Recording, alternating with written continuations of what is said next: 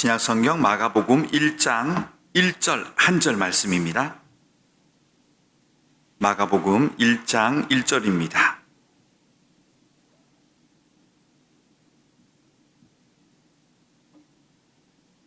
같이 읽겠습니다.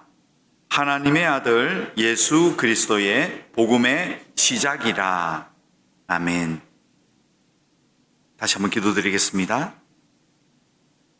하나님 아버지, 오늘은 마가복음을 열었습니다. 앞으로 이 마가복음을 통하여서 우리 사랑하는 성도들이 복음의 본질과 우리 삶에 잘 적용할 수 있는 그러한 시간들이 되게 하여 주시옵소서. 잘 깨닫게 하시고 하나님, 우리가 하나님 말씀을 분별할 수 있는 그러한 시간 또한 되게 하여 주시옵소서. 예수님의 이름으로 기도드렸습니다. 아멘. 오늘부터는요, 마가복음을 조금 공부하려고 합니다. 마가복음. 이 마가복음은요, 저자가 마가죠. 마가. 그래서 마가복음인데요. 이 마가는, 특징이 있습니다. 이 마가라는 사람의 인물의 특징을 한번 보면요, 골로새 4장 10절 보시면요, 마가 기록이 나옵니다. 읽어볼까요? 나와 함께 갇힌 아리스타고의 바나바의 생질 마가와 이 마가에 대하여 너희가 명을 받았음에 그가 이르거든 영접하라. 이 마가는요, 첫 번째는요, 바나바의 생질입니다. 생질은 뭐 조카, 근데 원어에는 정확하게 조카가 아니에요. 친척이에요. 사촌 같다 하기도 하고 얘기하는데 정확히는 무엇인지 모르겠지만 바나바의 친척이었다는 것이죠. 이 바나바는 누굽니까, 여러분? 바나바는요, 이 성격이 온화한, 두루두루 이 화평케 하는 자의 대명사죠. 바나바. 그래서 이 바나바의 어떤 성격이나 어떤 신앙을 마가는 많이 본 것 같다, 이렇게 생각하시면 되겠습니다. 또 한 구절 있습니다. 베드로전서 5장 13절. 같이 읽어볼까요? 택하심을 함께 받은 바벨론에 있는 교회가 너희에게 문안하고 내 아들 마가도 그리하느니라 그랬죠. 두 번째는요, 이 마가는 베드로와의 관계예요. 베드로하고의 관계는 굉장히 베드로가 내 아들이다라고 할 정도로 이 베드로의 영향을 받습니다. 그래서 이 복음서도 대부분 이 베드로의 기억들과 베드로의 고백들이 기록된 것 같다, 이렇게 보시면 되죠. 그래서 두 번째 인물은 베드로의 영향을 받았다, 이렇게 보시면 됩니다. 또 있습니다. 디모데 후서 4장 11절. 읽어볼까요? 누가만 나와 함께 있느니라. 내가 올 때에 마가를 데리고 오라. 그가 나의 일에 유익하니라. 했죠. 세 번째 영향받은 인물은요, 사도 바울입니다. 그러니까 세 사람의 영향을 받아요. 바나바는 친척이고, 베드로는 영적인 아버지, 그리고 사도 바울은 처음에는 좀 대립을 해요. 싸우죠. 밤빌리아에서 서로 싸워서 나눠집니다. 그러다가 나중에 보면 이 마가를 로마에 불러요, 이 사도 바울이. 그래서 오히려 지금 마지막 구절에 보시면 나에게 유익이 된다, 이렇게 얘기할 정도로 마가가 바뀌었는지 사도 바울이 바뀌었는지 모르겠지만 이 세 사람을 다 영향을 받습니다, 이 마가가요. 그러면서 이 세 사람의 영향을 받고요, 그리고 지역도 원래 예루살렘 사람인데 그가 나중에 로마를 한 2번 정도 더 가요. 한 번은 베드로하고 가요. 그리고 성경을 보면 베드로가 순교를 하는 것 같아요. 그 이후에 이 마가가 다시금 예루살렘 자기 집으로 복귀하고 있었어요. 그때 다시 사도 바울이 로마에 가서 이 마가를 부릅니다. 그래서 마가가 로마에 두 번째로 간 것 같습니다. 그리고 이 마가가 사도 바울을 만나러 로마에 가서 기록한 성경이 마가복음입니다. 그렇게 보시면 되고요. 그럼 이 세 사람의 어떤 영적이고 또 어떤 역사적인 영향을 이 마가가 받았다, 이걸 볼 수가 있습니다. 잘 들리십니까? 제 얘기가? 예. 물만 새지 않으면 좋겠는데.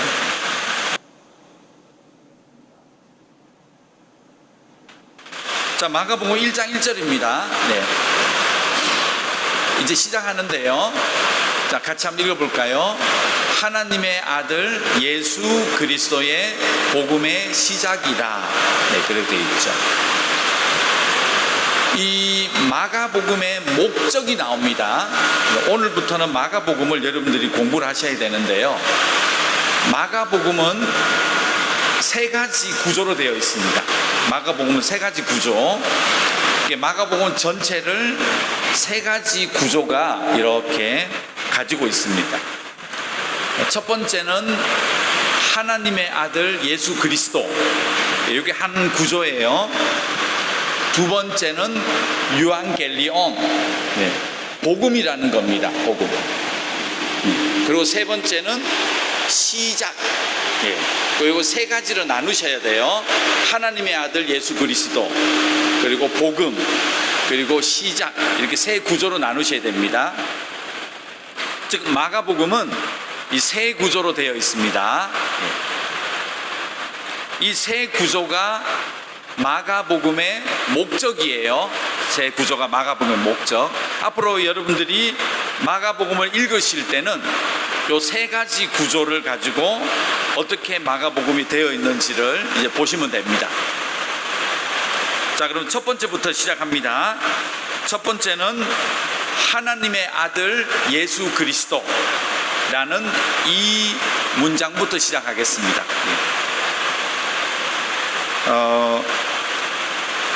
그 개신교하고요, 그 캐톨릭하고 이 마르코 복음, 우리는 마가복음이라고 하고 천주교는 마르코 복음이라고 합니다.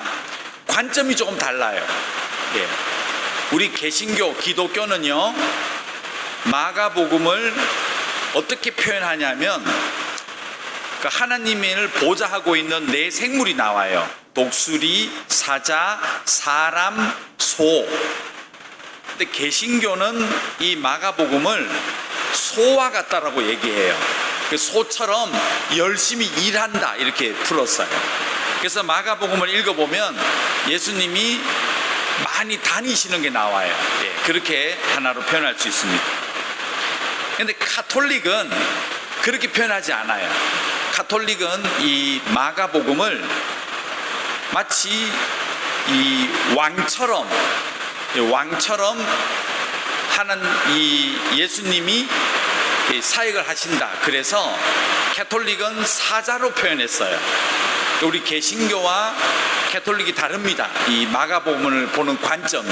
예. 저는 개인적으로 사실은 캐톨릭에 좀 더 접근해요. 예. 잘 관점을 가진 것 같은데 이단이 아닙니다. 제가 가톨릭 얘기한다고 해가지고. 예.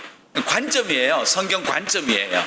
저는 소보다는 오히려 왕적인 모습의 예수님이 더 보여요. 이 마가복음에. 예, 그렇게 저는 볼 수가 있습니다. 여러분들 읽으시면서 각자 판단하시면 됩니다. 자, 그러면 첫 번째 이 구절인 하나님의 아들 예수 그리스도다. 이게 왜 이 중요한가 하면요, 지금 우리는 제가 하나님의 아들 예수 그리스도 이렇게 얘기하시면 아무도 은혜 안 받아요. 예.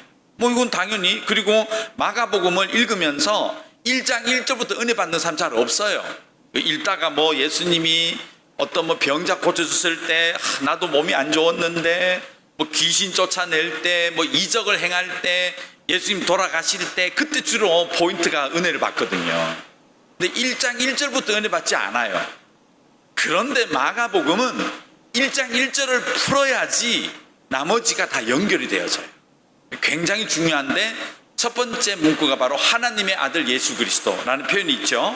사실 이 표현은 로마 표현이에요.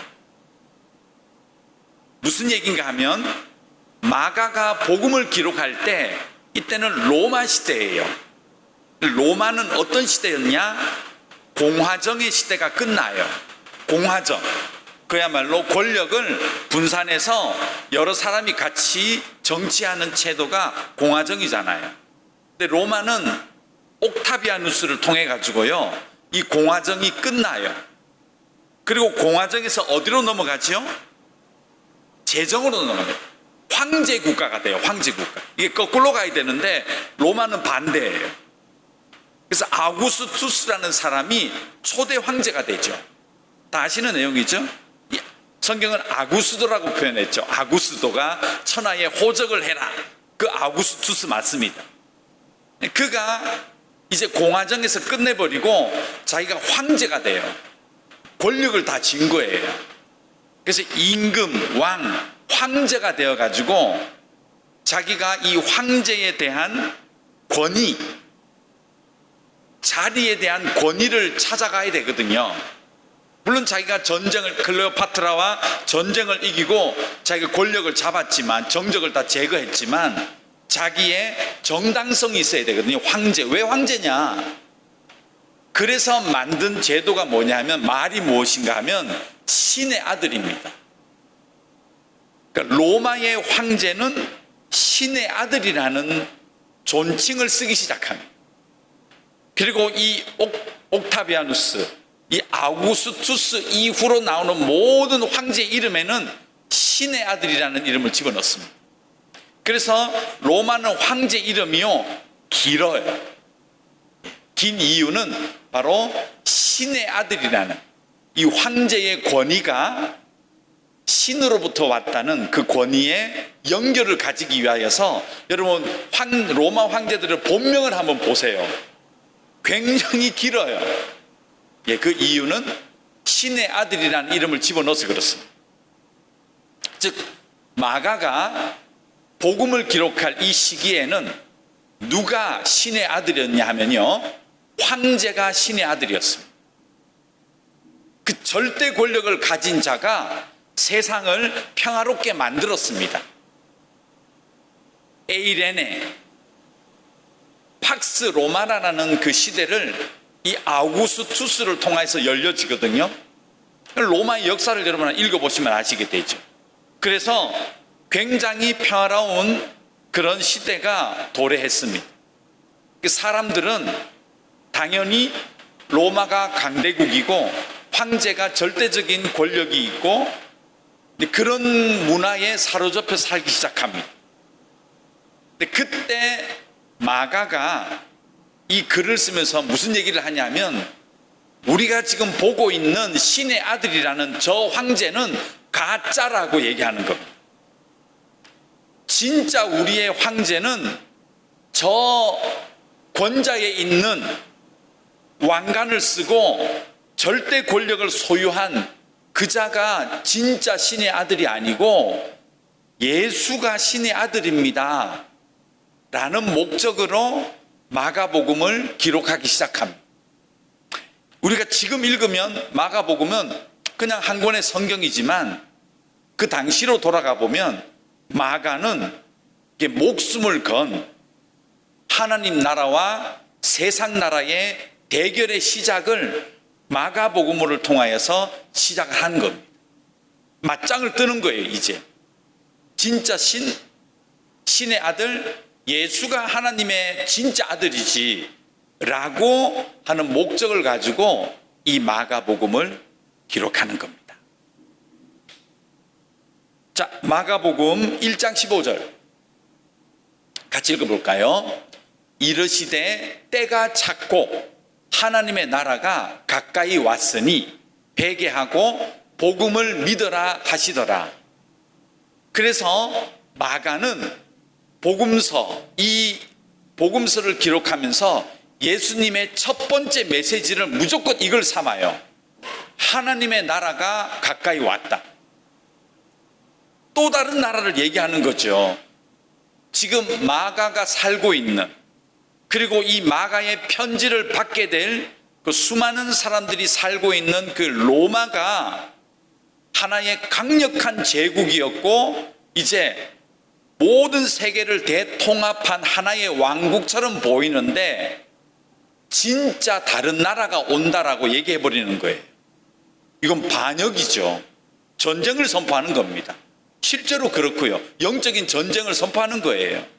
그래서 이 예수님의 메시지를 때가 찼다. 하나님의 나라가 진짜 왔다. 지금부터는 이 나라가 진짜 나라이다.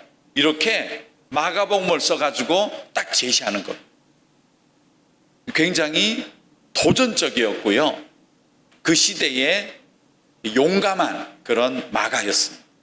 우리는 마가복음을 그냥 단순히 지금 보니까 그냥 사복음서정에 또 뭐 반복되니까 뭐 읽어봐도 큰 재미도 없고 다 아는 내용이고 하지만, 마가는 이 글을 적을 때는요 목숨을 건 겁니다.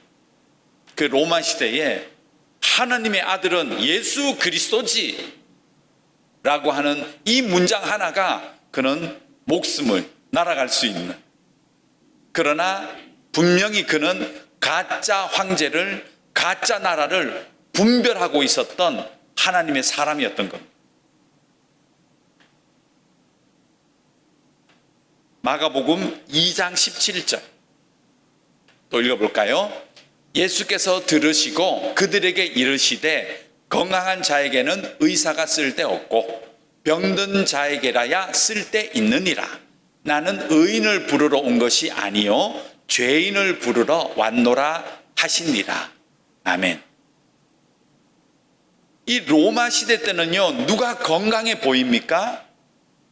귀족들, 권력을 가진 자들, 권력으로 말미암아 각종 혜택과 부와 명성과 쾌락을 누리는 자들, 겉보기에는 건강해 보였던 거예요.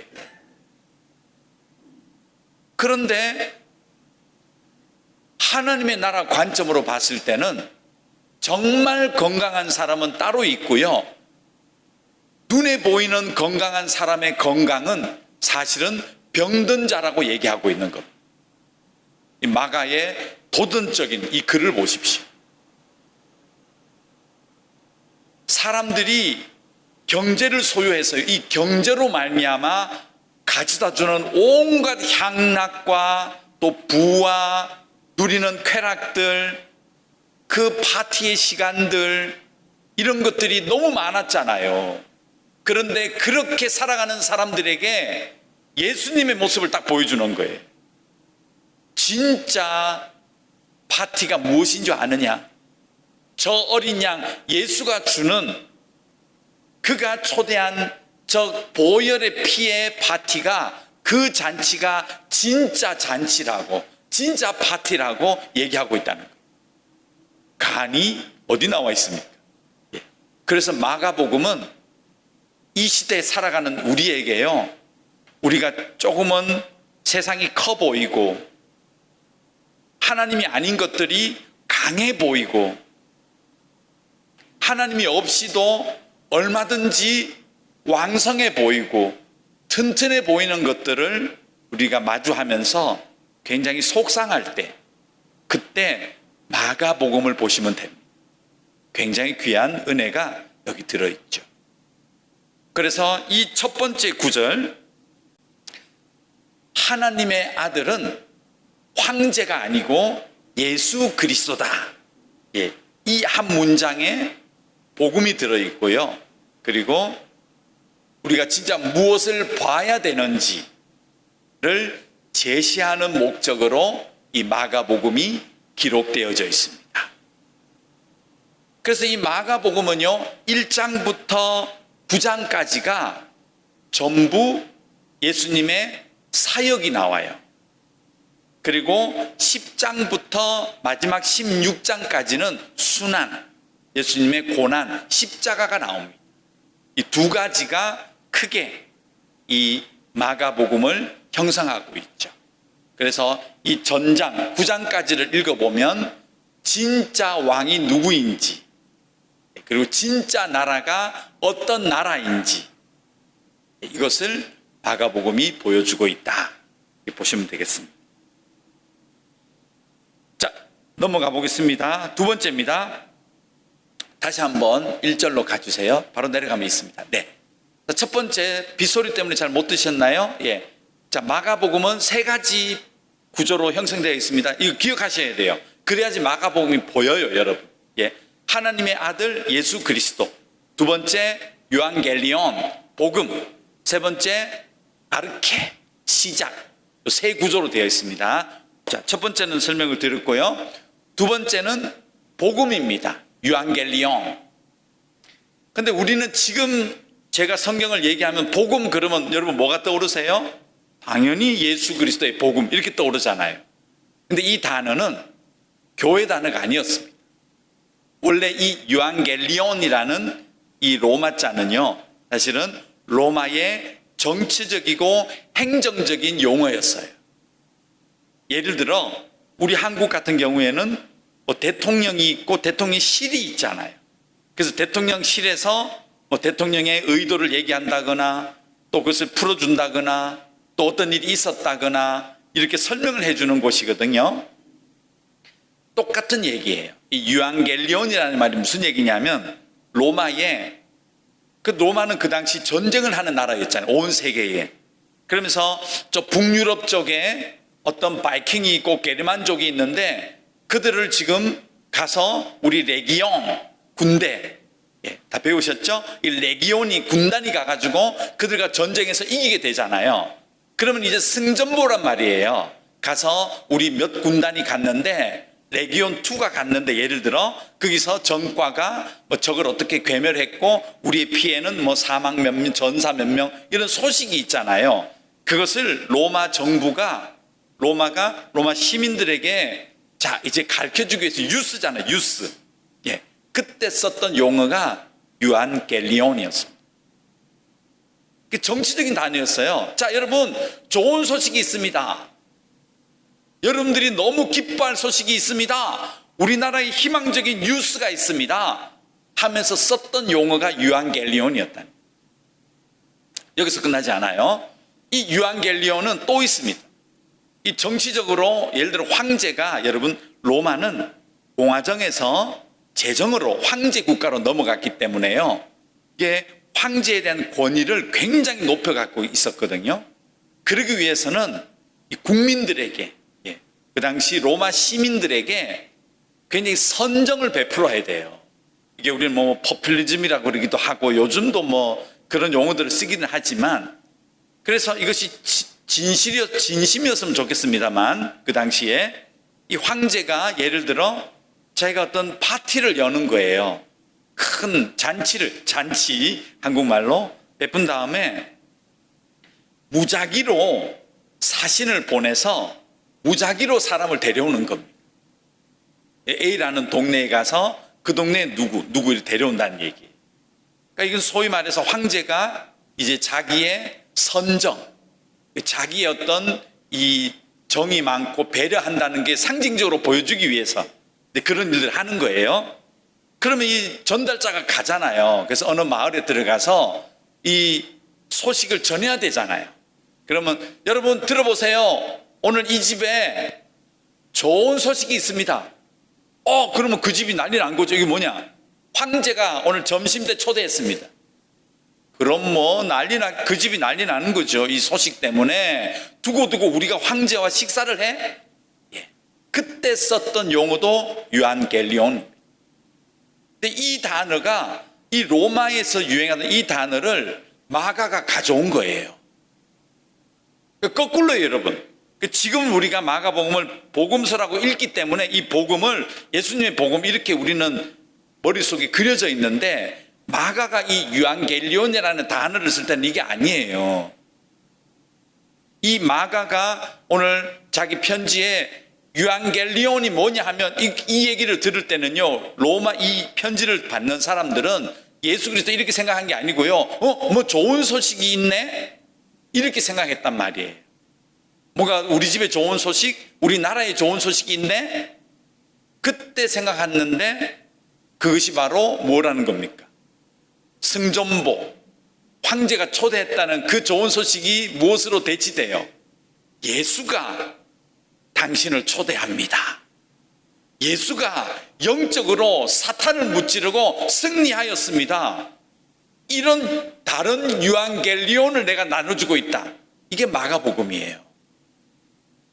그러니까 이 당시는 이게 굉장한 거예요. 지금 우리는 뭐 감동적으로 읽지만 그 로마의 시대에 살아가는데 황제가 신의 아들이라고 믿고 살아가는 그 시대 사람들에게 가짜 왕이에요, 진짜 왕은 예수입니다, 이렇게 말을 하고, 자, 유앙겔리온, 여러분 너무 좋은 소식이 있어요. 황제가 우리를 부르나? 예수가 여러분을 초대합니다. 뭐지? 이렇게 되는 거예요. 이 굉장한 마가복음은 도전장이었어요. 그 시대의 도전장. 그래서 마가복음은 1장 1절에 이미 결판이 났어요.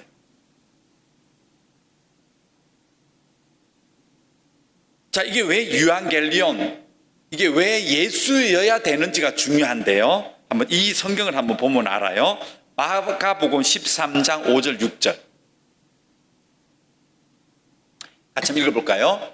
예수께서 이르시되 너희가 사람의 미혹을 받지 않도록 주의하라. 많은 사람이 내 이름으로 와서 이르되 내가 그러하여 많은 사람들을 미혹하리라. 자, 마가는요 예수님의 말씀을 통하여 배웠어요. 뭘 배웠냐 하면 이 사탄은 어떻게 사람들을 영적으로 미혹하느냐 하면 예수가 아닌데 비슷한 좋은 소식 같은 것을 가지고 와서 예수가 아닌 가짜 유앙겔리온을 사람들에게 펼친다, 이걸 알고 있었습니다. 그래서 그 당시 사람들이 이 로마에 살아가면서 그들이 생각하고 꿈꿨던 것들은요 이 예수님 오셔서 말씀하셨던 것하고 전혀 다른 거였어요. 그런 시대를 살아가는데 이 마가는 조심해야 된다. 자, 요한계시록 13장 1절 한번 보시면요, 우리 사탄에 대해서 제가 용 이야기를 해드렸는데요, 좀 더 들어가 보죠. 읽어볼까요? 내가 보니 바다에서 한 짐승이 나오는데 뿔이 10이라 머리가 7이라 그 뿔에는 10 왕관이 있고 그 머리들에는 신성모독 하는 이름들이 있더라. 자, 사탄은요 용으로 표현됩니다. 계시록에 사탄이 올라와서 2마리 짐승을 불러내요. 세상에 하나가 바다에서 올라오고 한 마리는 땅에서 올라옵니다. 근데 이 사탄 용이 이 두 짐승을 사용하여서 교회를 공격하고 믿지 않는 자들을 협박하고 미혹하는 방법에 대해서 나와요. 근데 요한계시록 13장 1절에 봤더니 사도 요한이 봤을 때 이 모양새가 특이했어요. 이 짐승이 어떻게 생겼나요? 특징이 있었어요. 딱 요한의 눈에 첫 번째로 들어온 특징이 뭐예요? 뿔이 있더라. 뿔이 나 있더라. 근데 뿔이 하나가 아니고 10개가 있더라. 근데 성경 전체로 뿔은 명예를 상징하는 겁니다. 뿔, 내가 누구냐는 거, 나의 성과, 나의 명예, 나의 자리, 나의 권력을 뿔이 상징해요. 우리 왜 복음성에도 그런 있잖아요. 뭐 뿔을 높이 들고 뭐 뿔 얘기 많이 나요. 성경의 뿔은요 권력이에요. 권력. 그런데 이 짐승은, 이 사탄은 세상에 활동을 하기 시작하는데 방법이 뭐냐 하면 뿔이 있더라는 거예요. 권력을 가지고 있다는 거예요. 이 사탄이 권력. 그런데 문제는 그 뿔에 뭐가 있어요? 뿔에 왕관이 있는 거예요. 왕관은 어디 써요? 머리에 쓰잖아요. 근데 이 짐승은 뿔에 왕관을 쓰고 있었다는 거예요. 이게 뭐야? 괴기하잖아요. 계시록은 그림으로 그리시면 안 돼요. 이상한 그림이 돼요. 상징으로 보셔야 돼요. 근데 뿔에 10뿔의 왕관이 있어? 이게 뭘까요? 아, 이 절대 권력이 있구나. 사람들에게 어떻게 보여지냐면 절대적으로 이 왕관을 쓴 뿔, 10뿔을 보여주면서 무슨 얘기를 하냐면 사람들을 미혹하는데 하나님이 아닌 것들이 높이 보이게 만들었다는 거예요. 하나님이 아닌 것들이 권세가 있어 보이는 거예요. 하나님이 아닌 것들이 권력이 있어 보이고 찬란해 보이고 강해 보이고 위대하게 보이게 하겠다는 거예요. 이게 로마 시대를 들어가 보면 이게 나오는 거예요. 로마가 크게 두 가지의 기둥으로 사람들을 미혹했어요. 하나가 권력입니다. 황제의 권력이 세계를 지배해 버렸잖아요. 황제의 왕관이 절대 권력이 되어서 신의 아들처럼 느껴지는 거예요. 그래서 이 권력에 의해서 신앙생활이고 뭐고 사람들은 절대 권력 앞에 여러 가지 문제들이 벌어져요. 지금도 똑같죠. 또 하나의 왕관이 뭐냐면 경제예요. 로마는 경제만 있으면, 돈만 있으면 무엇이든지 다 되는구나 하는 나라였어요. 로마는 두 가지의 타락의 기둥이 있는데 하나가 권력입니다. 또 하나의 왕관은 돈이었어요. 그래서 계시록에 보면 이 큰 음력 바벨론이 무너졌을 때 두 부류가 울어요. 한 부류가 왕들이 울어요. 또 한 부류가 부상, 경제적으로 굉장히 큰 대기업을 소유한 자들이 울어요. 이게 계시록의 메시지입니다. 그래서 이 두 축이 로마를 형성하고 있구나, 이걸 알 수가 있죠. 이럴 때 마가가 얘기하는 거죠. 진짜 복음은 유앙겔리온, 우리에게 좋은 복음은 권력 그리고 경제에 대한 이야기가 아니고 예수 그리스도에 대한 이야기입니다. 이렇게 얘기하고 있다는 거죠. 그리고 또 하나 더 보겠습니다. 마가복음 13장 13절. 네, 읽어볼까요? 또 너희가 내 이름으로 말미암아 모든 사람에게 미움을 받을 것이니 끝까지 견디는 자는 구원을 받으리라. 예수님께서 또 하나 무슨 얘기를 하셨냐면, 그러면 그 마지막 시대가 되어지면 한 부류가 하나님의 백성들이 미움을 당하게 되는데, 근데 우리는 이렇게 생각하거든요. 저 미움이 뭐 박해, 예를 들어 짐승이나 어떤 뭐 화형을 처하고 예수 믿으면 죽이겠다 그러고 불구덩이 집어넣고 짐승에게 던졌을 때 죽잖아요. 이걸 우리는 박해라고 얘기해요. 그런데 이 박해는 오히려 우리 믿음을 강하게 만들어요. 더 튼튼하고 정금같이 나온단 말이에요. 사탄이 이 방법을 잘 안 써요. 그 무슨 방법을 쓰느냐? 계시록 13장 5절 6절 볼까요? 읽겠습니다. 또 짐승이 과장되고 신성 모독을 말하는 입을 받고 또 42달 동안 일할 권세를 받으니라.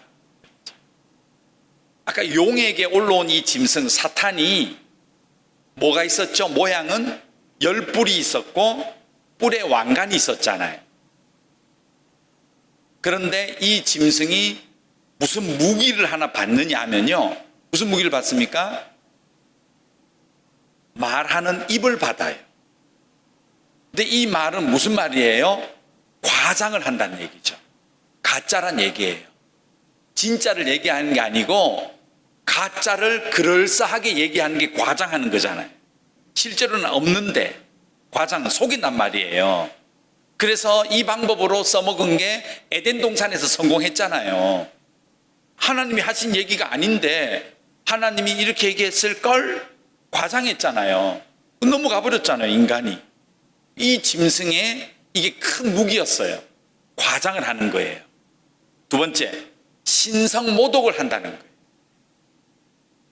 그러니까 하나님을 무시해도 하나님 별거 아니라고, 다른 것들이 더 강한 게 많다라고 얘기를 해준다는 거예요.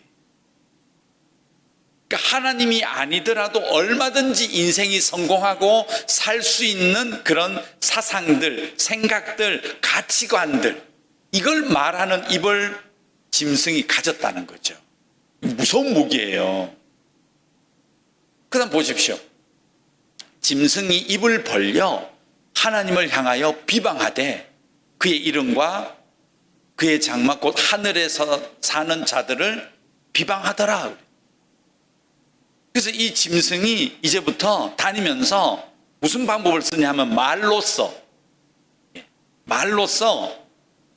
하나님의 교회와 하나님 사람들을 미혹하기 시작하는 거예요. 과장한다는 거예요. 그리고 하나님 없이도 살 수 있는 것, 그리고 교회를 갔는데 하나님 말씀 얘기는 안 듣고 엉뚱한 상담 이야기, 인생이 성공하는 법, 성공한 사람 모셔다가 이처럼 될 수 있다는 이런 신성 모독, 이거 저는 신성 모독으로 보입니다. 예. 그러니까 강단에 말씀이 서는 게 아니고요, 엉뚱한 진리와 성공담, 가치관, 생각들, 사상들이 서는 거예요. 우리 많이 볼 수 있잖아요. 이 방법을 계시록에 쓰고 있다는 거죠. 이걸 사도 요한이 보았습니다. 그래서 쓴 거예요. 근데 이걸 한번 우리가 삶에 적용해 보면, 예수님께서 마지막 때에 나의 백성들이 미움을 당하리라 했을 때 이 박해가 과연 예수 믿으면 어떻게 해버리겠다, 교회 나가면 교회를 불살라 버리겠다, 물론 그런 것도 있지만 진짜 미움을 당하는 것은 이 얘기가 아니에요. 진짜 미움을 당한다는 것은요, 하나님의 원리가 무시당하는 거예요. 말씀의 방법의 삶이 가치를 인정받지 못하는 거예요. 기도하는 시간이 별거 없네라고 무시당하는 거예요.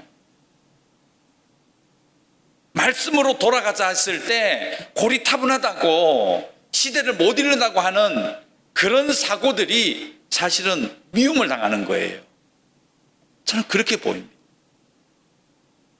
그 로마 시대에 지금 마가가 글을 적어야 되는데, 그때 이미 사람들은 이 로마에서 온갖 것을 다 보고 있어요.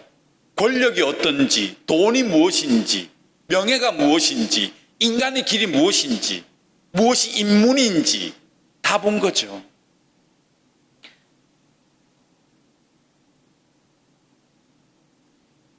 베드로는요, 그래서 로마를 이렇게 표현했어요. 로마가 뭐가 같다고요? 로마라고 얘기 안 했어요, 베드로는. 로마를 바벨론이다 그랬습니다.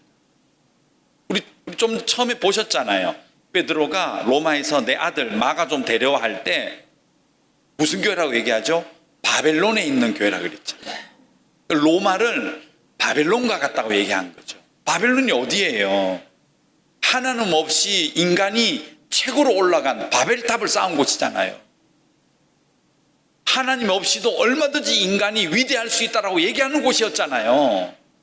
거기에 빗대어서 로마를, 베드로의 눈에는 로마가 그렇게 보였어요. 그래서 아예 바벨론이라고 불러버렸어요.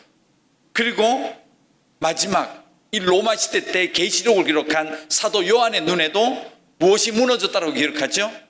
큰 성 바벨론이 무너졌다 얘기하는 거예요. 로마 시대 사는데 그 수천 년 전에 있었던 바벨론이 눈에 보였겠습니까? 로마가 보였지. 그런데 천사들은 로마를 얘기하는 거죠. 무너질 것이라고, 이 진리는 가짜라고, 이 황제는 가짜라고. 실제로 무너졌잖아요. 로마 갔더니 너무 지저분하더라고요, 도시가. 예. 그 과거의 영광은 땅속에 다 묻혀버리고, 예. 완전히 도로도 엉망이 있고.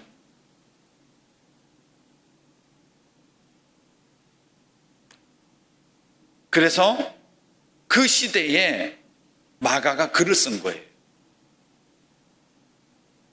속지 말으라고. 저들이 보여주는 저 말에, 과장된 말에 넘어가지 말라고. 저들의 임금이 유앙겔리온 하면서 막 사람들을 초대하는 거 그거 가짜라고. 그래서 예수님이 어디에서 활동해요? 마가복음은 특이해요. 1장부터 9장까지 기록이 어디에서 기록이냐면 갈릴리 지역이에요. 왜 갈릴리인 줄 아세요, 여러분? 갈릴리를 얼마나 무시했죠? 예루살렘 사람들이 뭐라고 했죠?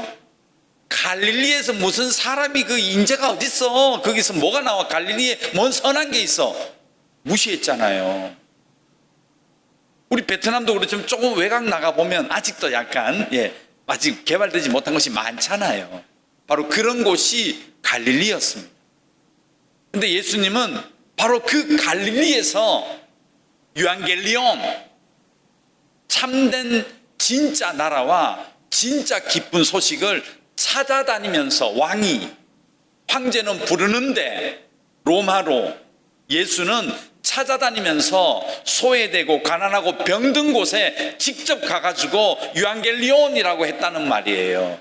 그래서 마가는 의도적으로 이 황제와 예수의 두 모습을 극렬하게 비교해 주기 위해서요, 1장부터 9장까지를 예수님의 행위, 행동, 그리고 갈릴리의 기록들입니다. 한번 보십시오. 10장부터 갈릴리에서 예루살렘으로 올라가면서 이 이야기는 끝나요. 그러니까 마가복음은 크게 두 장소밖에 안 나와요. 갈릴리와 예루살렘. 그 이유는 바로 여기 유앙겔리온에 있다는 겁니다. 자, 마지막입니다. 시작이라는 얘기입니다. 시작. 오늘 1장 1절에 보시면 시작이는 나오죠. 이거 한글로 번역해서 시작이 마지막에 와 있어요. 근데 이거 반대로 보셔야 돼요. 한글 성경에 제가 그랬죠? 산산복음 바뀌어 있다고요. 원래 원어로 번역하면 복이 있도다. 복음은 복이 있습니다. 심령이 가난해질 수 있습니다. 이렇게 번역해야 되는데 심령이 가난하면 복음이 있다. 되나요, 인간이? 욕심 죄덩어리인데 그 성경은 반대로 번역해야 돼요. 근데 이 마가복음도 원래 시작이에요. 아르케예요. 아르케로 시작돼요. 무슨 얘기냐? 지금부터 시작입니다, 이 뜻이에요. 이걸 성경을 반대로 해야 돼. 뭐 시작이냐? 예수 그리스도로 말미암아 새롭게 시작되는 나라에 대한 이야기입니다. 이게 마가복음 1장 1절의 올바른 번역입니다. 올바르기 틀린 건 아닌데 정확한 번역은 지금부터 시작입니다. 예수 그리스도로 말미암아 복된 나라의 시작입니다. 이렇게 들어가야 된다는 얘기죠. 그래서 아르케가 제일 먼저 나와야 되는데 한글 성경은 제일 뒤로 가버리는 바람에 이 뜻이 많이 약해졌다. 근데 구약 성경은 이걸 잘 번역했죠. 구약 성경 1장 1절 뭐죠? 구약 성경 베르시트, 태초에 이렇게 들어가잖아요. 모든 인간의 모든 생사화복과 이 모든 만물의 카이로스, 크로노스의 시작은 하나님의 말씀입니다. 이게 태초에잖아요. 베르시트 이렇게 해야 되거든요. 근데 신약 성경을 예수의 복음을 시작할 때 뭐라고 한다고요? 아르케라고 한다는 거죠. 이 베르시트, 아르케 같은 말이에요. 뭐냐? 지금부터라니. 즉 구약의 하나님의 창조가 신약의 예수로 말미암아 뭐가 되고 있다? 재창조가 시작됐다 이야기입니다. 그래서 구약의 태초의 말과 이 마가복음의 아르케라는 말이 같아요. 즉 이 마가복음은 하나님의 재창조의 시작입니다. 하나님 나라의 시작입니다. 새로운 나라의 시작입니다. 새 언약의 시작입니다. 예수로 말미암아 시작됩니다. 이게 마가복음 1장 1절입니다. 이사야 43장 19절 20절 보고 마치겠습니다. 읽어볼까요? 보라, 내가 새 일을 행하리니 이제 나타낼 것이라. 너희가 그것을 알지 못하겠느냐? 반드시 내가 광야의 길을 사막에 강을 내리니 장차 들짐승 곧 승냥이와 타조도 너희 존경할 것은 내가 광야의 사막에 내 백성 내가 택한 자에게 마시게 할 것입니다. 이 구절 아시죠? 하나님께서 원창조 다 무엇이 되어버렸다? 사막이 되고 광야처럼 변해버렸죠. 바로 그곳에 하나님이 재창조를 시작하겠다. 새로운 창조를 시작하겠다. 이게 예수에 대한 이야기잖아요. 이게 오늘 마가복음에 와서 이루어졌다. 이 하나님의 재창조의 역사가 이제 아르케 시작됩니다. 예수 그리스도로 말미암아 시작되고 있습니다. 이것을 얘기하는 게 마가복음 1장 1절이. 네, 정리하겠습니다. 빗소리가 좀 커서 집중을 못 하셨을 수도 있겠는데요. 마가복음은요, 1장 1절이 너무너무 중요합니다. 앞으로 마가복음을 공부하실 때요, 이 세 구조 단단히 기억하셔야 됩니다. 첫째, 황제가 신의 아들이 아니고 하나님의 아들은 예수 그리스도다. 황제는 자기에게 권력을 가지고 사람들을 미혹했지만 예수는 자기의 권력을 가지고 사람들을 찾아갔다. 그리고 유앙겔리온은 로마의 전쟁의 승리와 황제의 어떤 그 은혜가 내려오는 것이 아니라 그리스도의 영적인 승리와 그리스도의 잔치를 열고 초대하심이 진짜 유앙겔리온이다. 그리고 예수님을 통하여 창조가 새롭게 시작되는 재창조의 역사가 바로 예수 그리스도로 말미암아 시작된다. 아르케. 이 세 가지 관점으로 마가복음을 읽어보시면 왜 하나님이 예수님이 이 말을 하셨고 왜 여기 가셨고 마가는 왜 이 기록을 기억했고 또 마지막으로 어떤 일이 일어날 것인가, 이 마가복음을 볼 수 있는 관점입니다. 과제를 내드립니다. 마가복음을 읽어오십시오. 이번 한 주간 1장부터 끝장까지 읽어오십시오. 제가 한번 물어보겠습니다. 1장부터 16장까지 단 오늘 제가 말씀드린 세 가지 관점, 마가복음 1장 1절의 관점으로 성경 읽으시고요, 여러분의 삶에 한번 적용해 보시고 다시 한번 다음 주에 이제 본격적으로 마가복음에 대해서 들어가도록 하겠습니다. 기도하겠습니다. 하나님 감사합니다. 마가가 여러 경험을 가지고 또 간절한 마음으로 로마 시대를 살아가며 기록한 이 성경, 오늘날 우리도 미혹하는 이 사탄의 영들의 세계에서 살아가는데 잘 적용하고 나의 삶에 또 대입함으로 말미암아 인내하고 승리할 수 있는 참된 복음을 만날 수 있는 저희가 되게 하여 주시옵소서. 예수님의 이름으로 기도드렸습니다. 아멘.